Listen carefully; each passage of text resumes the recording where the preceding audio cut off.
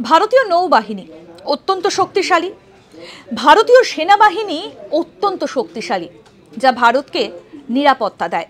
বলতে পারেন এই নৌবাহিনী কবে প্রতিষ্ঠিত হয়েছিল এবং ভারতীয় নৌবাহিনীর জনক কাকে বলা হয়? ইতিহাসের পাতা উল্টালে দেখা যায় নৌবাহিনী প্রতিষ্ঠা হয়েছিল আজ থেকে অনেক অনেক বছর আগে। 1612 সালের 5ই সেপ্টেম্বর প্রথম প্রতিষ্ঠিত হয়েছিল ভারতীয় নৌবাহিনী।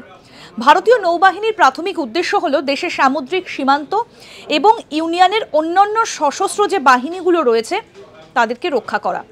ভারতীয় নৌবাহিনীর মূল মন্ত্র হলো শাম নৌ বরুণা, অর্থাৎ যার অর্থ জলের প্রভু আমাদের জন্য মঙ্গলময় হোক। আর ছত্রপতি শিবাজীকে বলা হয় ভারতীয় নৌবাহিনীর জনক। শিবাজী মহারাজের অদম্য চেতনা, দূরদর্শী নেতৃত্ব এবং নৌ সাধ্যের কারণে তাকে ভারতীয় সেনাবাহিনীর জনক হিসেবে আখ্যা দেওয়া হয়। এরকম আরও অনেক অজানা আপডেট পেতে দেখতে থাকুন আজ তাক বাংলার ইউটিউব চ্যানেল, সাবস্ক্রাইব করুন।